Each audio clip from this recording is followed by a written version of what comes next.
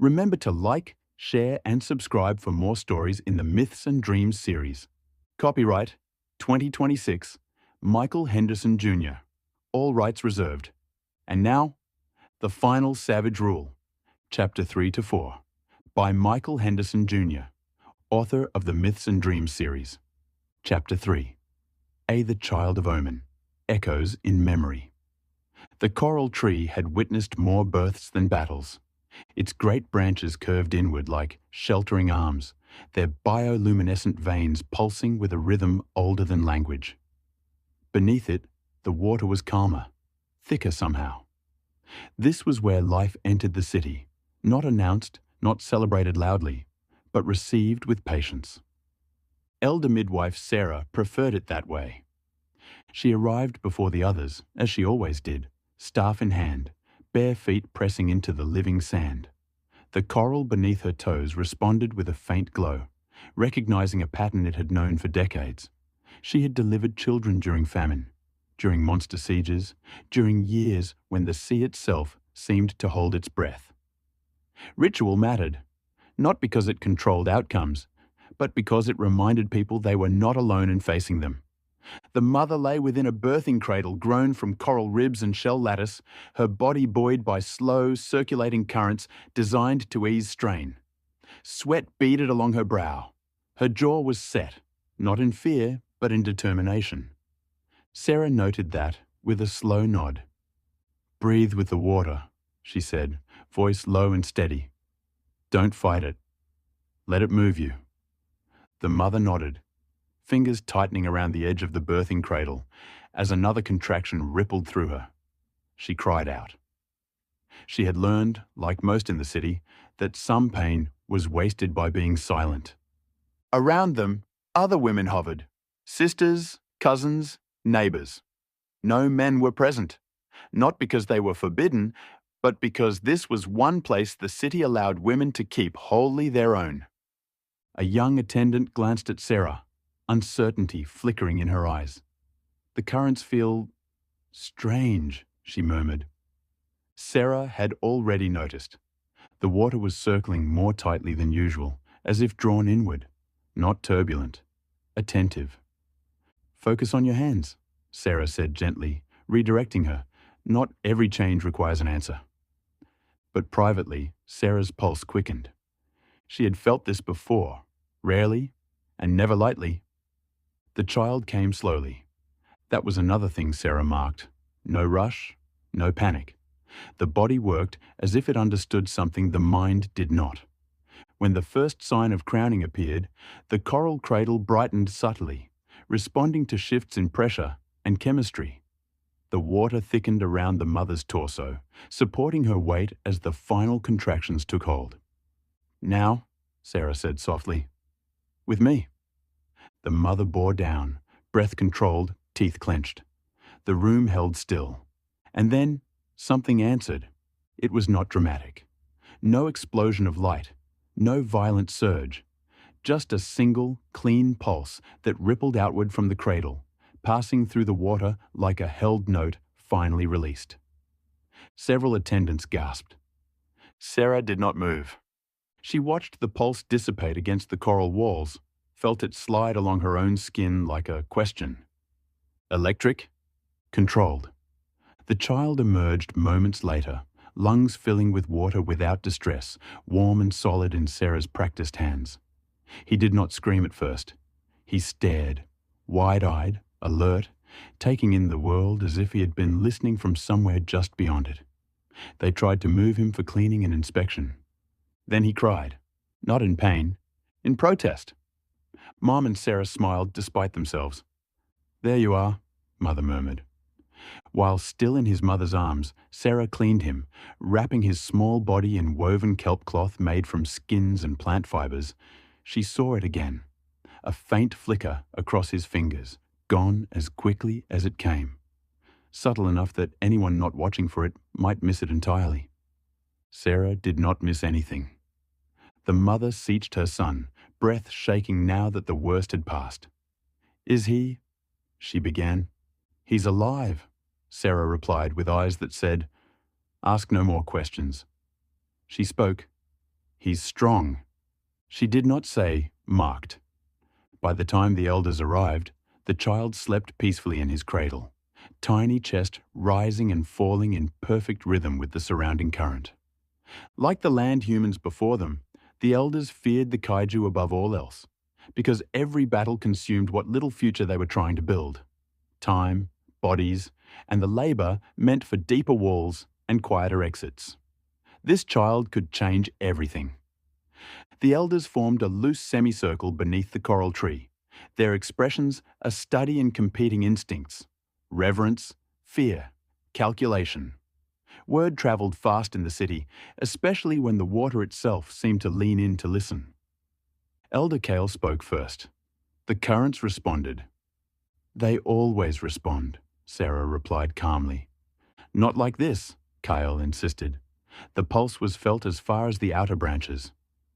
Sarah planted her staff firmly in the sand, and the water calmed. Murmurs rippled through the group.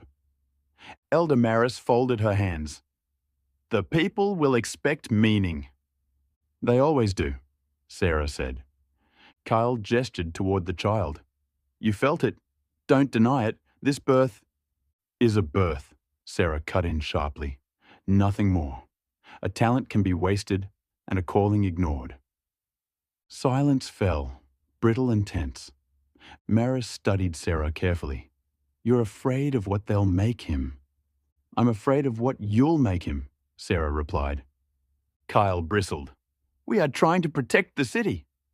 Then stop looking for symbols to carry your fears, Sarah said. This child is not a king, not a savior, not a weapon. And yet, Maris said quietly, the water spoke. Sarah's voice softened, but did not yield.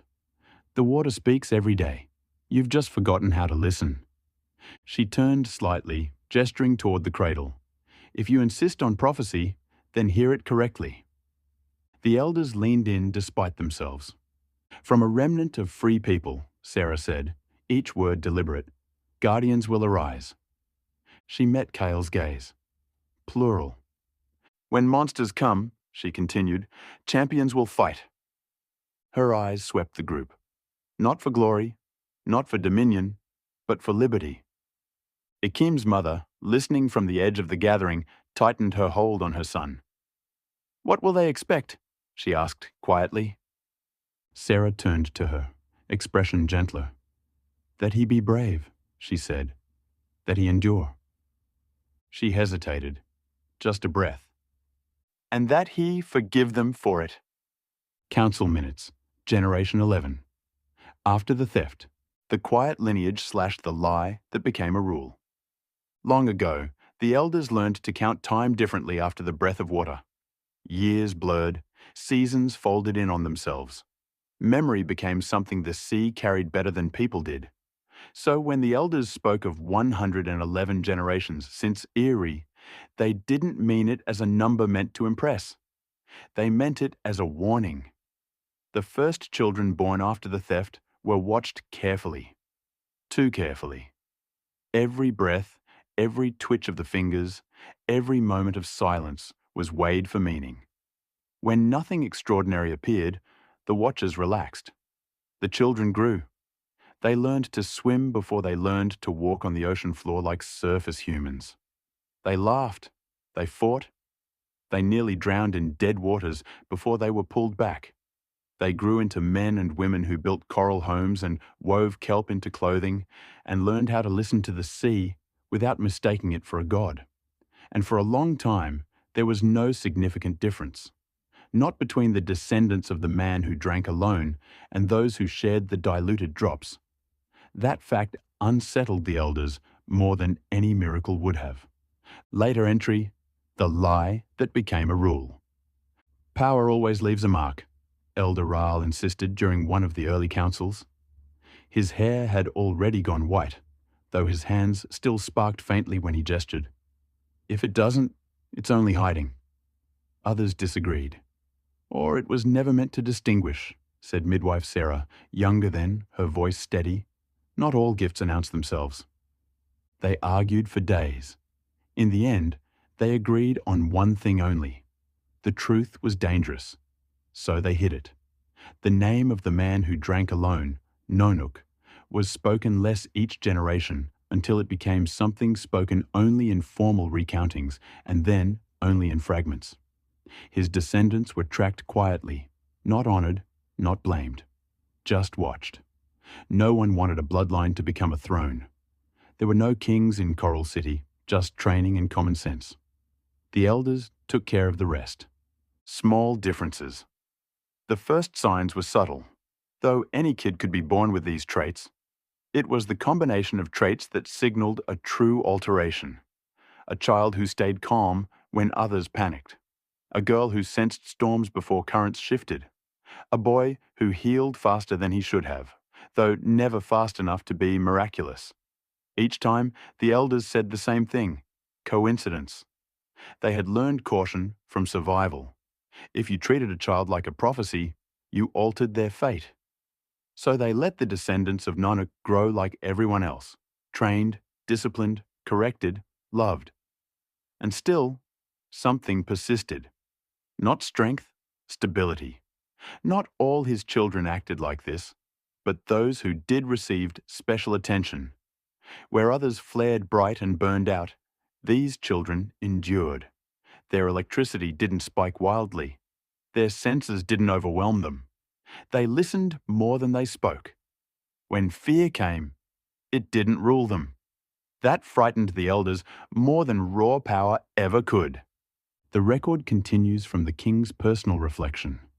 A child without parents. By the time Akim was born, Coral City South had expanded into 3 layered districts, its reef roots braided thick enough to turn aside minor tremors. The guardian ranks had formalized. Volcano protectors had become legends rather than necessities. And the truth about lineage had been buried deep. Akim remembered his parents the way children remember storms, clearly in feeling, vaguely in form. When Akim was grown, he remembered his father as an absent master. The muscle memories shaped blurred stories in his mind he hoped were true, because the void he carried inside from the loss of his mom and dad was worse than a lie. His mother was remembered as brave, his father as disciplined. Their names were spoken during ceremonies and never during meals. People lowered their voices when they mentioned them, as if grief itself might wake and demand something. As an older child, Akim noticed. He noticed as other children were collected by mothers at the end of training drills. He noticed the way fathers corrected their stance with gentle hands on shoulders, not words shouted across distance. Again! Then again, none of those children could ever best him in combat. But he knew he'd give it all away for one more hug, just one more look. He noticed things were different, and he didn't complain.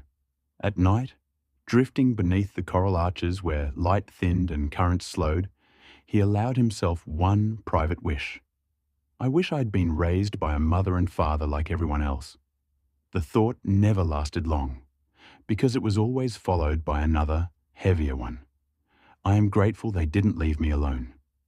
The city raised him, not gently, but completely. Chapter 4. The Vortex. Years earlier, when Akim was 3, he would understand what he had lost when the sea opened. The vortex was older than Coral City South, though it had been capped soon after the city took shape.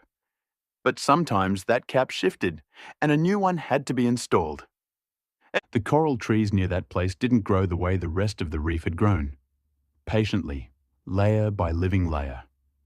It was not braided coral or shaped stone. It was absence-given edges, a wound the sea had learned to flow around, but never heal. Children were warned away from it with stories first, then with rules, then with punishment. Warnings were all around them that day. Akim learned its name before he learned its danger.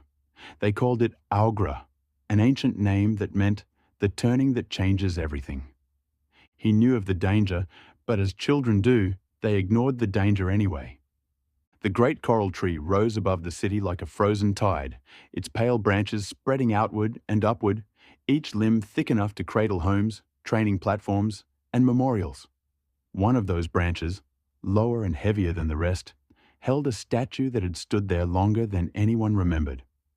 It depicted a guardian in old armor, kneeling with both hands resting on the pommel of a sword planted into the enormous branch just above the void capstone. The face had been worn smooth by centuries of currents, its expression unreadable. Elders said it marked a vow made after the first monsters came. Others used it to mark the base of the vortex, while children said it watched them train. That day, it watched 5 children at play. The water was clear in the deep-sea sense, light falling straight and clean, current steady, Coral City South breathing in its slow, familiar rhythm. Training had ended early. A festival was coming. Guardians moved with less tension than usual.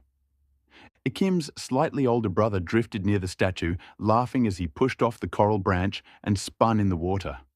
Their sister, a seal, hovered nearby, pointing at a narrow fracture in the stone beneath the statue's base, a pale line no wider than a fingernail. "Look," she said, "we cracked it." Akim frowned, drifting closer. "You didn't crack that stone," he said. "Stone doesn't—" Before he could finish, the youngest kicked off the branch again, harder this time. The statue shifted, just a little. Stone scraped coral, a deep, unfamiliar sound that vibrated through the water and into bone. It was a sound felt throughout most of the surrounding city. The hairline fracture widened. Sand lifted from the seabed by the side of the capstone in a slow, spiraling plume. The children froze. "We shouldn't—" Akim began. The vortex answered. It didn't roar. It didn't surge. It opened. Pressure changed so suddenly that balance became meaningless.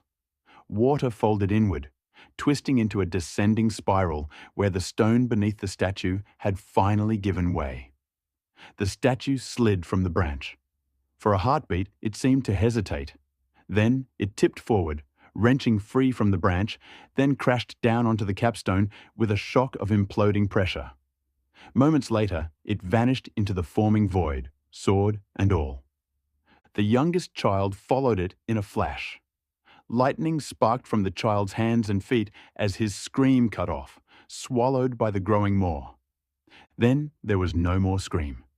Only empty water where a life had just been. For a moment, Akim could not move. A seal just pointed. The moment seemed to stretch for hours. Akim's mind clung to the wrong idea, the simple one, the one that felt manageable. We did this. We cracked the stone. We unleashed the monster. The vortex pulled harder. Then his mother was there, already moving past him, her body cutting the water in a straight, terrible line. She moved so quickly, but the children remember her dress flowing in the new current. Each step towards the void was an announcement. This will change everything. She glanced back at Akim and Asil. Her lips tightened as she mouthed, "Stay!" Her head turned towards the empty space their brother had been. "Stay back!" someone shouted to her from a distance. She didn't hear, or she didn't listen. She reached the edge of the vortex, eyes locked on the spiraling dark, and dove without hesitation. Akim reached out. His fingers closed on nothing, but he could feel it dragging him inward. The current exploded outward. Akim was thrown hard against a coral spur, the impact driving the breath from him in a shock of pain and light. When his vision cleared, the vortex had narrowed again, its edges smooth and deceptive, as if it had never opened at all. She was gone. Their brother was gone. Akim felt like he was sinking, as if something vital within him had just been removed. This current was alive and hungry for more. He was ready to go. He needed to just find her. He looked to Asil, but she was already moving towards him with her hands stretched out protectively so he would stay put. Guards swarmed the branch. Electric nets flashed and were withdrawn. Sentries plunged toward the vortex, trying to save their mother, but were pulled back by other guardians just arriving. "Mommy, no, Mommy, don't go!" Nothing returned. Not the statue, not the sword, not the child, not his brave mother who had followed. A guardian rolled a large stone close to the void. The vortex snatched it like a greedy child, and then lost all power. The current returned to its natural path. They searched until exhaustion hollowed them out. They searched until hope became dangerous. At last, the captain gave the signal no one ever wanted to give. Lost. Declared dead. Akim hovered near the broken stone, staring at the scar where the statue had stood. His chest felt too tight, as if the vortex had taken something from inside him as well. "We cracked it," his mind insisted. "This is our fault." No one corrected him. His father, Terak, returned from a hunting trip 3 days later. He gathered the children from the temporary homes they had been assigned to by the elders, and they returned to that dark place. The children wondered where he had been. Some say he was actually visiting places a family man should not have been. Others said he was a broken man long before he met their mother. But it was clear that from this day forward, whatever happiness was left inside his heart was now lost in the void. Terak came in silence, armor still marked from battle, eyes too steady for relief. He stood on the broken branch for a long time, staring down into the sealed spiral where stone had collapsed and the sea had closed again. When he finally spoke, his voice was flat. "The stone didn't break because of children," he said, without looking at them. "The children were standing where stone was already failing. We guardians failed to best the greatest monster." He paused and whispered, "And my wife and children paid the price." Akim looked up at him, desperate. "Then why did it open?" His father's gaze didn't soften. "Because the world is full of weak points we ignore," he said. "But fear teaches you where they are." That night, he drew his children close. He started to tell them something. His eyes looked into each child's eyes, and for a moment, for a long, empty moment, they saw each other. Then it passed. His jaw tightened, and he looked into the deep. From that moment on, training changed. It wasn't a fun exercise anymore. It was a campaign against weakness. Fear was no longer something to be acknowledged. It was something to be erased. Akim learned to hold his building charge until his muscles shook. He learned to strike before doubt could form. He learned that hesitation was a luxury for people who expected forgiveness from the world. His father didn't shout in anger. He did not need to. "Again," he would say when Akim failed. Akim didn't hate him for it. But at night, drifting beneath the pale branches of the coral tree, now missing the statue that once watched over them, he dreamed of stone giving way beneath his hands, of a sword vanishing into darkness, of a voice calling his name softly. Sometimes his mother whispered, "Stay," and other times she smiled and said special things to him the way she used to when she thought no one else was listening. He woke each time with his jaw clenched and his field already humming. The elders watched. They said nothing. They marked the date. Another loss tied to the vortex. Another symbol taken. Another reminder that some wounds did not need to be opened to keep hurting. The others didn't last. The others were their 2 older brothers and 1 older sister. Only 2 of Terak's children stayed. The others survived by leaving. Within 6 months, the deep thinned. The older siblings stopped descending every day. They trained when they could, but more often slept in the reef city or with friends who kept lamps burning and food stores full. They still came home, most nights, but no longer followed Terak into the lower trenches. They said he was too hard, too cold, that he forgot rations, forgot thermal wraps, forgot softness entirely. They weren't wrong. Often, Akim and Asil returned from drills to find no food waiting, until one of them hunted, or one of the older siblings pressed supplies into their hands out of guilt. Akim was 4, Asil was 6. They stayed. They were born different. Their lungs did not burn more than their will. Their blood did not panic. But mostly, they were the stability in each other. The one truth they had left. Water moved through them the way air moved through others. Filtered, absorbed, used. Their bodies could draw in oxygen directly, their hearts slowing instead of racing. When they chose, their muscles grew heavy, dense, anchoring them to the seabed until they could walk the ocean floor as if it were land. Terek never explained why. He only said, "Use it." Dawn, far above.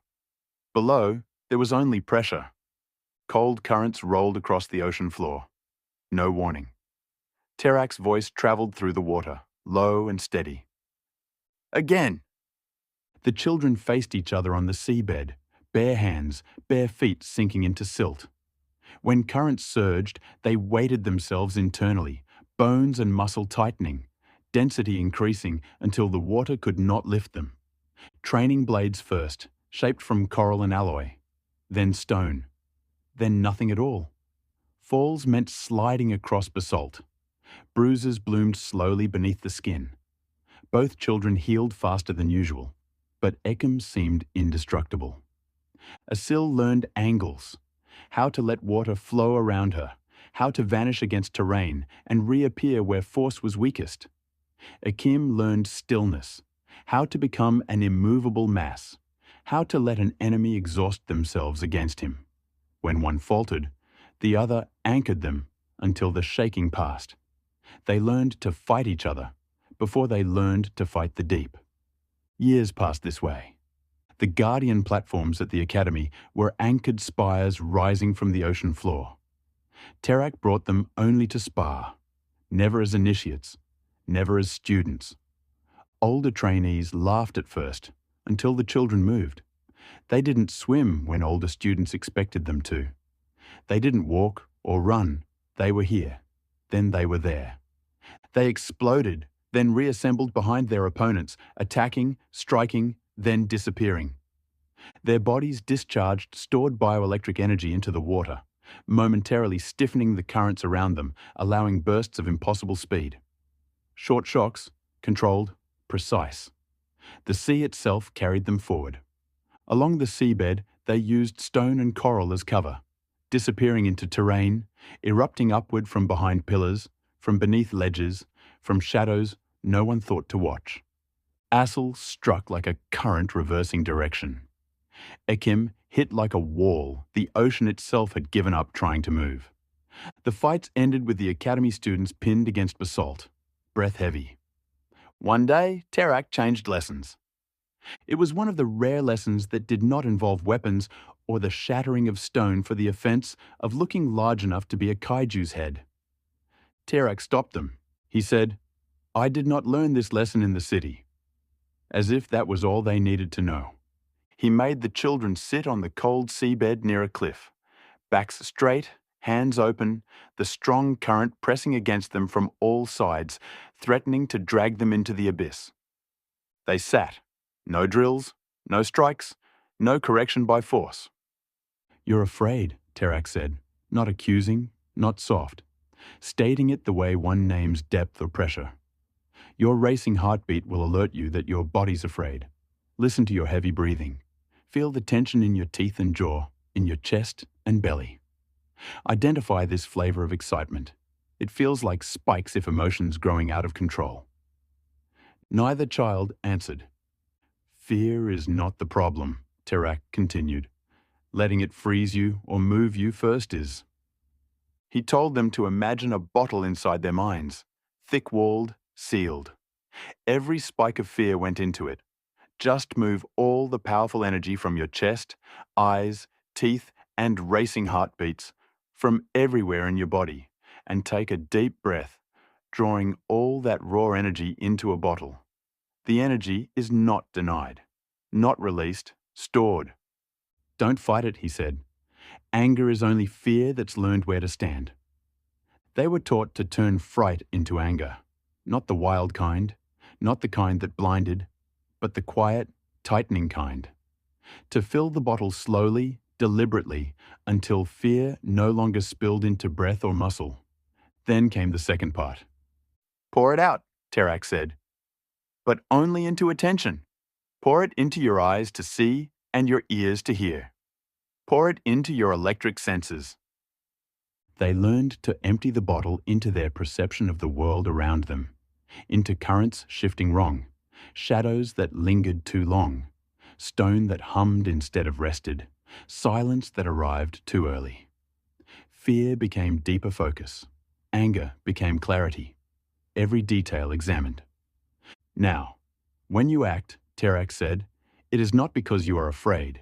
It is because you have already decided. Only then were they allowed to move.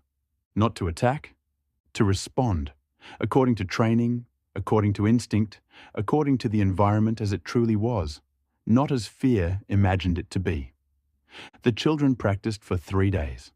They searched for moments of fear so they could use it to increase their attention and observation. Time slowed in those moments, and their bodies began to act by instinct faster than thought. Years later, when others looked to Ekim in moments when panic pressed hardest, when alarms rang too early or too late, when the sea went still in the wrong way, he did not shout. He did not rush. He listened. He took fear from his body like a whirlpool, stored it, refined it, and poured it back out as attention. The next day, the academy instructors noticed the change in the kids immediately. They were even faster, more powerful, and they listened very carefully to criticism. They didn't know what the actual change was, but they argued through messengers to the elders that the children must be enrolled in the academy for community security. Reports were filed to the first guardian that these children must become guardians. The rules did state that the children should be training at a lower rank, and they did not belong at the depths Terak took them.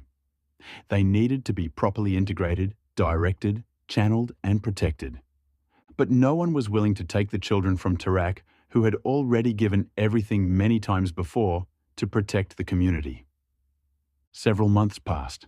Night, above, below, darkness. Most nights, the older siblings came home. Terak was always there when they returned, silent, unmoving, waiting. He never asked where they had slept, never asked why they missed drills.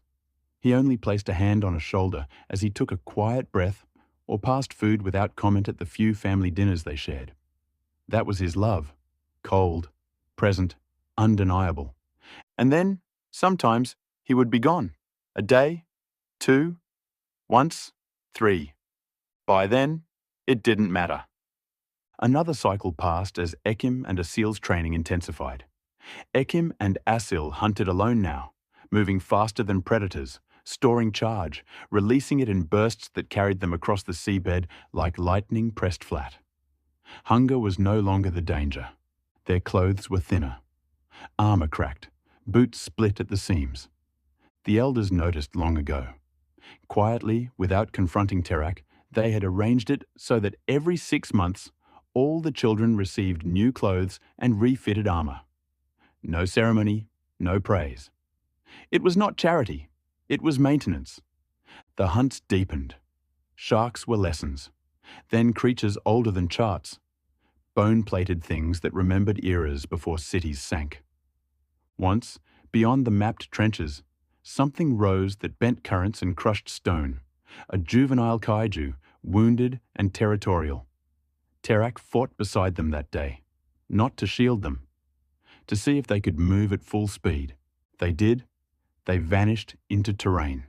They struck from below. They ran where others could only swim. Return. No ceremony. Instructors stared. Invitations followed. Terak refused them all. No academy, he said. Not now. Not ever.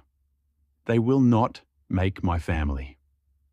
He turned and flowed away. By then, it didn't matter. Ekim and Asil moved across the ocean floor like controlled storms, never enrolled, never ranked, never claimed. Smaller, leaner, faster than the sea itself. Raised not by doctrine, but by pressure, by silence, by a father who vanished without warning. And always came back. Days later, electricity snapped faintly as Ekim shifted his stance. Terak's jaw tightened. Control it, he said. You don't let power decide when it speaks. The young man flushed and lowered his hands. Yes, Volcano. Ekim addressed his dad by rank. He knew his dad was a better guardian than he was a father, than a daddy. But deep inside, he hoped this cold training was just his father's way of showing love. It was cold. It made him into something he didn't want to be, sharp and focused at all costs. But more than anything, he wanted his father to be proud of him. Around them, the training grounds pulsed with activity. Squads drilled in overlapping formations. When they weren't simulating kaiju attacks, they engaged each other in hand-to-hand combat. Others wielded electro-flame bearers and practiced shock-igniting micro-pockets of trapped air, lancing superheated lines of water. They could cut through flesh and stone. Bladed fighters worked precision strikes, learning to shape currents instead of being flooded by them. Assel and Ekim mastered every technique over time. Above it all, the coral tree loomed, with many patient witnesses looking on in curious wonder. The first guardian stood at its base, arms folded, eyes tracking the children's movements with unnerving precision. She did not intervene unless she had to. She had read all the reports, listened to all the complaints, but the last thing she wanted was to take away the last hope this broken family had. Each other. Terak was hard on them, but they were the toughest kids she'd ever seen. They could take it, and she knew about their battles in the deep, how they slew the kaiju, and the prophecy. They didn't have to wonder if these children were going to change the world. She just wondered which of the two would be the one to do it. With these three, leadership, she believed, was not about constant correction. It was about knowing when not to interfere. Still, even she could feel it. The water was pushing them harder than others, as if it too were complicit in their unimaginably difficult lives. And now, she needed Terak for a great hunt, and she was sure that she needed those kids. To be continued. If you enjoyed this, please subscribe, like, and share. Your support helps keep the story alive. Watch for the next chapters of the final Savage Rule. The epic is only just beginning.